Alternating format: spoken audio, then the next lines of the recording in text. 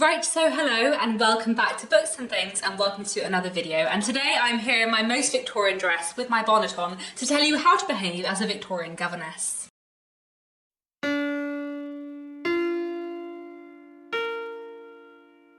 We're going to dispense with the bonnet and I probably do need my glasses for the video, but you know, doing my best. So, as many of you know, my debut novel, The Secrets of Hartwood Hall, is coming out pretty soon.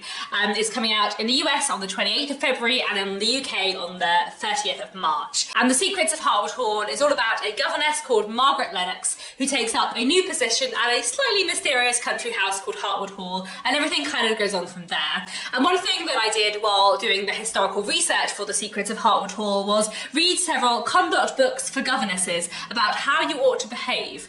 And I wanted to share some of my findings here. At some point I'm going to make a video all about like my historical research more generally. I might do that I think when The Secrets of Hartwood Hall has been out for a little bit, because there's some stuff I want to talk about which is slightly spoilery.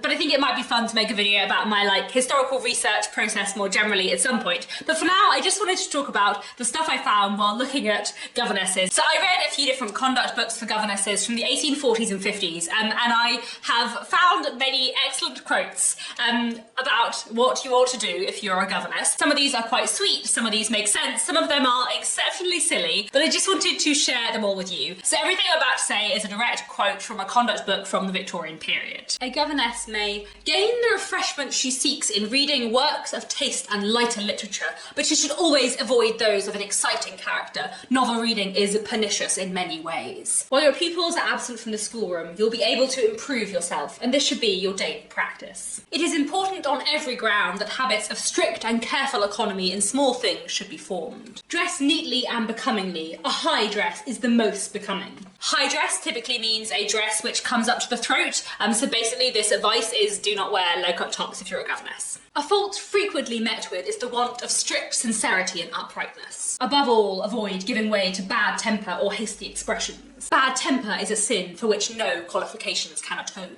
Children have a strong sense of justice and never respect a person whom they believe to be fickle or unfair.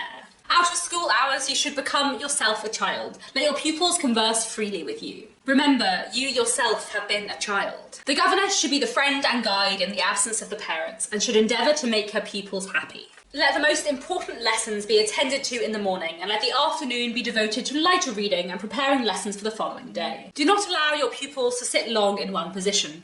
Exercise in the open air is indispensable both to yourself and your pupils. Let your pupils learn a verse of scripture daily, not more. If the mother choose that her children should do and learn things which the teacher disapproves, then let the latter either yield or quit the situation. I would have a governess understand her own position and keep within the bounds of propriety. Do not always join the family circle, but let your pupils be sometimes alone with their parents. The position of a governess relative to the servants is generally decided by the treatment she receives from the master and mistress. Do not make the servants your confidants. The over-anxiety of a mother should never be made a subject of ridicule and condemnation by her governess. A conscientious governess will rejoice that the eye of the mother is so closely directed to her. And finally, my favourite one. A governess must learn many things by living in the house, which she would never have known but for that temporary connection. She has a very imperfect acquaintance with things going on about her, and if she cannot shut her eyes or her ears to them, at all events she can be silent. So there we have it. That's actual advice for governesses from the Victorian period, and let's just say that my protagonist Margaret in The Secrets of Hartwood Hall